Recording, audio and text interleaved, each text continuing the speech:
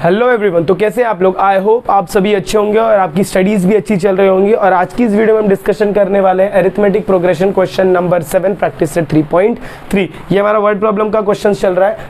सम SN हम यहाँ पर फाइंड कर रहे हैं। क्या बोला देखिए, in an AP some of first 3 consecutive term. अच्छा, 3 कंसेक्यूटिव टर्म, 4 कंसेक्यूटिव टर्म जब भी आप एपी में सुनते हो तो वहाँ पर आपको कुछ वैल्यूज कंसिडर करनी है।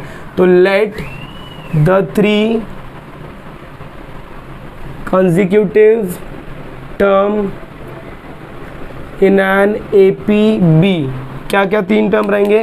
पहला मेरा टर्म रहेगा a minus D, second term मेरा रहेगा a, थर्ड टर्म मेरा रहेगा a प्लस डी। इसके बाद सम ऑफ 3 कंसेक्यूटिव टर्म, तो क्या लिखूंगा, सम ऑफ 3 टर्म्स कितना दिया आपको 27। जब तीनों का सम बोला है तो तीनों को ऐड करना है, मतलब ये हो गया a minus D plus a plus d is equal to आपका कितना है 27।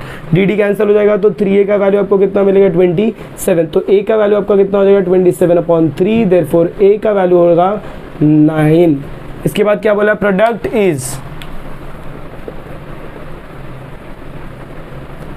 Product of the term is equal to कितना दिया है 504। जब मैं प्रोडक्ट की बात करूँगा तो वो क्या है a minus D a plus D, इनके बीच में कुछ नहीं है तो क्या है मल्टीप्लाई, इज इक्वल टू कितना है 504।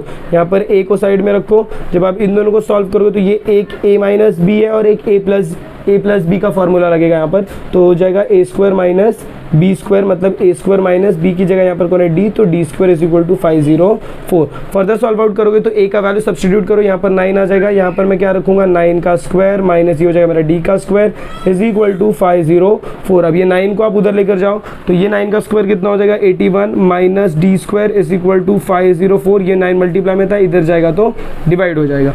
फर्दर सॉल्व आउट अगर आप करते हो तो 81 minus d square is equal to, इसको अगर आप डिवाइड करते हो तो 9 5 45 होता है और 9 6 54 होता है। तो 9 देखो 504 डिवाइडेड बाय 9 5 45 हो गया और 5 बचेगा तो 54 हो जाएगा, तो 9 6 तो यहाँ पर वैल्यू कितना आ जाएगा 56। ये हो जाए आपका minus d square is equal to 56। यहाँ पर प्लस है, यहाँ पर जाएगा तो minus 81।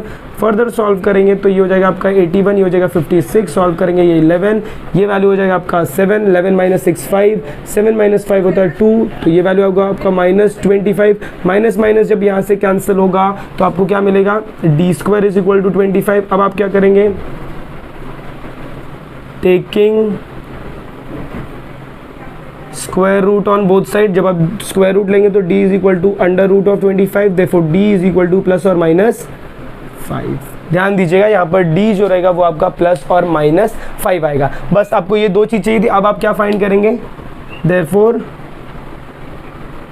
The terms of an AP। पहला कंडीशन क्या होगा, a का वैल्यू 9 है और d का वैल्यू है -5।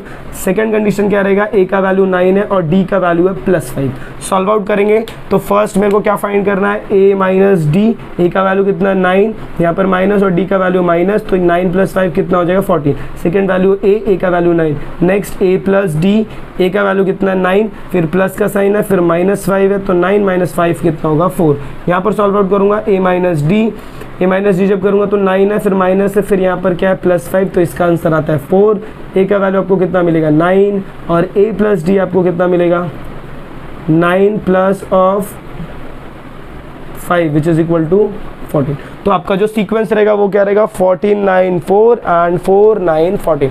तो आई होप आपको क्वेश्चन समझ में आया, please take a note of this. तो आई होप आपको क्वेश्चन नंबर 7 समझ में आ गया। तो चलिए मूव ऑन करते हैं क्वेश्चन नंबर 8 की तरफ। क्वेश्चन नंबर 8 जब आप देखते हो तो यहाँ पर क्या बोला, find 4 consecutive term of an AP whose sum is 12 and the sum of the third and fourth term is 14।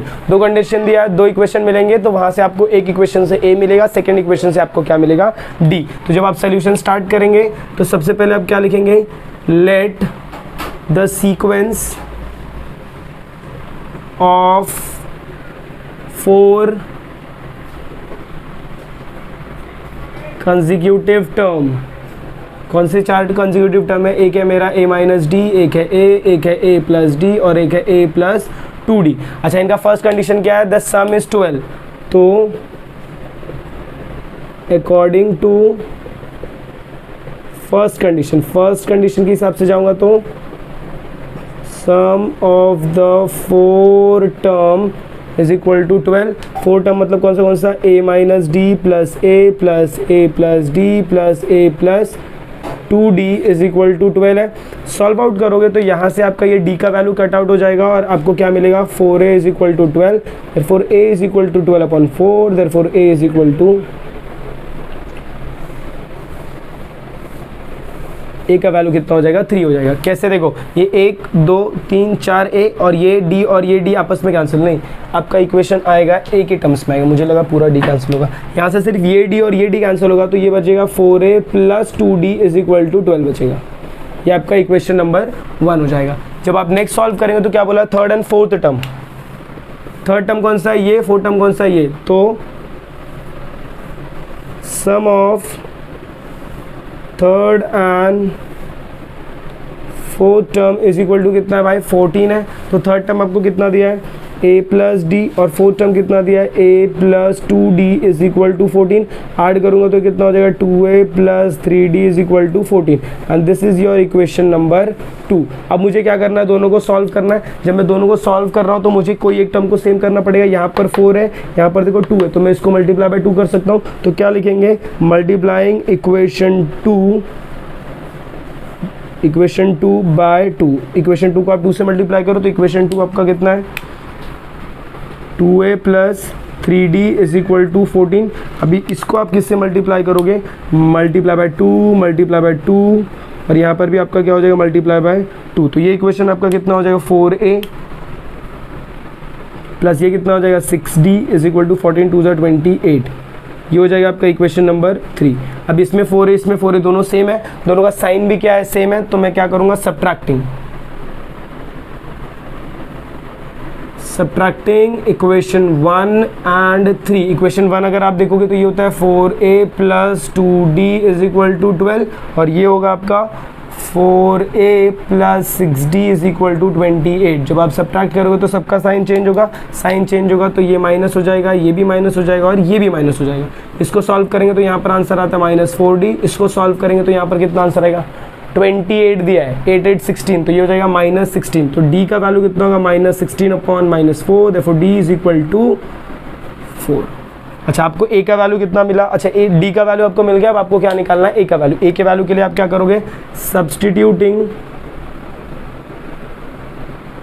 d is equal to 4 कहाँ पर, इन इक्वेशन 1। इक्वेशन 1 आपको क्या बोल रहा है 4a plus 2d is equal to 12। अब d का value 4 है तो ये हो जाएगा 4a plus 2 into 4 is equal to 12, therefore 4a plus 4 2 ज़ा 8 is equal to 12, therefore 4a is equal to 12 minus 8, therefore 4a is equal to 4, therefore a is equal to 4 upon 4, therefore a is equal to 1।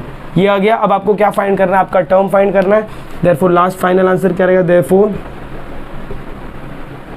Term of an AP will be, क्या term रहेगा, first term आपको क्या बोला a minus D बोला, तो यहाँ पर a रखूंगा, यहाँ पर माइनस डी रखूंगा। a का वैल्यू कितना मिला 1 और d का वैल्यू कितना मिला 4, 1 minus 4 which is equal to -3। Next term आपका क्या है a है, a का वैल्यू आपको कितना मिला 1। नेक्स्ट वैल्यू कितना है a प्लस डी मतलब 1 plus 4 which is equal to 5। Next value कितना है a plus 2d which is equal to 1 plus 2 into 4 which is equal to 9। तो आपका जो सीक्वेंस रहेगा वो क्या रहेगा -3, 1, 5, 9। ये रहेगा आपका फाइनल आंसर। तो आई होप आपको ये क्वेश्चन समझ में आया, please take a note of this. तो चलिए आई होप आपको क्वेश्चन नंबर 8 समझ में आ गया। तो मूव ऑन करते हैं इस प्रैक्टिस सेट के last question, that is your question number 9। Question number 9 में देखो आपको गिवन में क्या बोला है, गिवन में आपको बोला है 9th term of an AP 0, मतलब T9 का वैल्यू आपको क्या दिया है 0 दिया है। और क्या टू प्रूफ में क्या बोला है, टू प्रूव दैट T29 मतलब 29 term is twice the 19th term. Twice the 19th term मतलब 2 इंटू T19। तो जब इसको आप फर्दर सॉल्व आउट करोगे तो सबसे पहले आपको क्या निकालना है, इधर दो वैल्यू दिया है T29 T19, तो पहले T29 निकालते फिर T19 निकालते। देखिए जब आप पहले एक काम करो T9 निकालो। जब आप T9 निकालोगे तो T9 का वैल्यू कितना होता है 0। इधर फॉर्मूला सब्स्टिट्यूट करूंगा, टर्म फॉर्मूला, तो क्या हो जाएगा a plus 9 minus 1 into d is equal to 0 which is equal to a plus 8d is equal to 0। ये आपका फर्स्ट इक्वेशन हो जाएगा। नेक्स्ट अभी आप क्या निकालेंगे, T19 निकालो, लाइन वाइज जाओ। T19 निकालोगे तो यहाँ पर क्या फॉर्मूला लगता है, a plus n n minus one into d which is equal to a plus 19 minus one into d which is equal to a plus कितना हो जाएगा 18d हो जाएगा। तो t19 का वैल्यू आपको कितना मिला, a प्लस 18d। चलिए आगे मूव करते हैं, इसको इक्वेशन नंबर 1 पुट करते हैं, इसको इक्वेशन नंबर 2 पुट करते हैं। नेक्स्ट आपको क्या बोला, t29। जब मैं t29 निकालूंगा तो ये कितना हो जाएगा, a plus n minus one into d which is equal to a plus 29 minus one into d which is equal to a plus 28d। और ये आपका क्या हो जाएगा t29 का वैल्यू, इसको आप पुटअप करोगे इक्वेशन नंबर 3। अब आपको ध्यान देना है, अब आपको ये वाला वैल्यू लेकर आना है। तो मैं पहले क्या लिखूंगा, t29, इसका फॉर्मूला क्या है, a प्लस 28d। इसको मैं कैसे लिख सकता हूँ, a प्लस 28 को कैसे लिख सकता हूँ, 20d प्लस 8d लिख सकता हूँ क्या। ऐसा क्यों किया अभी आपको पता चलेगा। देखिए यहाँ पर क्या हो जाएगा, a प्लस 8d आपने पहले ले लिया और 20d को आपने बाद में लिखा।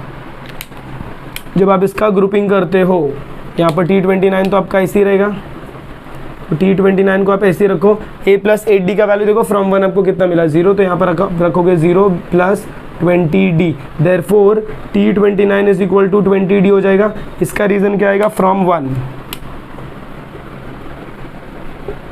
चलो इसको सॉल्व करें तो ये हो जाएगा आपका t29 इज इक्वल टू, इसको ऐसे लिख सकते हो क्या, 2 इंटू 10d, तो 2 10 20, तो t29 is equal to 2 into 10d की जगह मैं क्या लिख सकता हूँ, देखो 10d अगर आप ध्यान से देखो इधर ये इक्वेशन को अगर आप फर्दर सॉल्व आउट करते हो ये इक्वेशन को, तो ये इक्वेशन आपका कैसा बनता है, देखो इसको मैं इधर ही सॉल्व आउट कर देता हूँ। तो ये हो जाएगा आपका t19 which is equal to a plus 18d को कैसे लिख सकता हूँ, 10d प्लस 8d। एक काम करते हैं, एक मिनट, एक और हम लोग इसको ना प्रॉपर सॉल्व करते हैं। यहाँ तक आपको शायद समझा रहेगा कि यहाँ तक हमने क्या किया, बस यहाँ इसके आगे का झोल है, दो तीन स्टेटमेंट, तो वो आपको ध्यान रखना है। तो पहले आप इसके अंदर वैल्यूज़ लगाओ, सब्स्टिट्यूट करो। तो t19 का वैल्यू क्या निकालोगे, a प्लस कितना दिया है, 18d दिया है ना, तो आप इसको क्या लिखोगे, a plus 8d plus 10d लिखोगे। तो ये कितना हो जाएगा, इसकी जगह वैल्यू कितना आ जाएगा, 0 फ्रॉम 1, तो यहाँ पर क्या हो जाएगा 0 प्लस 10d। तो ये हो गया आपका t19 का वैल्यू। देखो t19 is equal to 10d, ये आपका हो जाएगा इक्वेशन नंबर 4। और ये कहाँ से लिखा आपने, फ्रॉम 1। अब जैसे आपने इसमें चेंज किया वैसे आप इसमें भी चेंज करो, t29। तो t29 जब आप लिखोगे तो ये होता है a प्लस 28d। इसको मैं लिख सकता हूँ a plus 8d plus 20d लिख सकता हूँ, और इसकी जगह मैं क्या सब्स्टिट्यूट कर दूंगा, 0। तो यहाँ पर हो जाएगा t29। Therefore t29 is equal to, यहाँ पर क्या आ जाएगा मेरा 0 प्लस 20d। इसका रीज़न क्या आएगा, फ्रॉम 1। तो ये कितना हो जाएगा, t29 is equal to 20d। अब मैं क्या कर सकता हूँ, इसको ऐसे लिख सकता हूँ t29 is equal to 2 into 10d, और 10d की जगह मैं क्या रखूँगा, t19। तो t29 is equal to 2 into t19, और रीज़न क्या आएगा, from 4। Therefore t29 term is equal to twice the 19th term. ये हो जाएगा आपका प्रूफ। तो ध्यान देना, जब भी आप स्टेटमेंट प्रूव करो तो सबसे पहले आपको ऐसे 3 इक्वेशन निकालना है, फिर इसमें से ये दोनों इक्वेशन को आपको चेंज करना है, तो आपको नया 2 इक्वेशन मिलेगा। वो इक्वेशन को जब आप एक दूसरे में सब्स्टिट्यूट करेंगे तो आपका ये सम प्रूफ हो जाएगा। डायरेक्टली आप कर सकते हो, डायरेक्टली आप ये वैल्यू को उठा के इधर ही सब्स्टिट्यूट करके भी सॉल्व कर सकते हो। तो आई होप आपको ये क्वेश्चन समझ में आया। Please take a note of this. तो अगर आपको वीडियो पसंद आए, अगर आपको ऐसा लग रहा है कि यस यहाँ पर कुछ इंटरेस्टिंग पढ़ाया जा रहा है, तो मेक श्योर आप वीडियो को ज़्यादा से ज़्यादा अपने फ्रेंड्स के साथ शेयर कर रहे हैं। चैनल पर नए तो चैनल को सब्सक्राइब करना ना भूलें। मिलते हैं अगली वीडियो में इसी की कंटिन्यूएशन के साथ। तब तक के लिए have a good day and take care.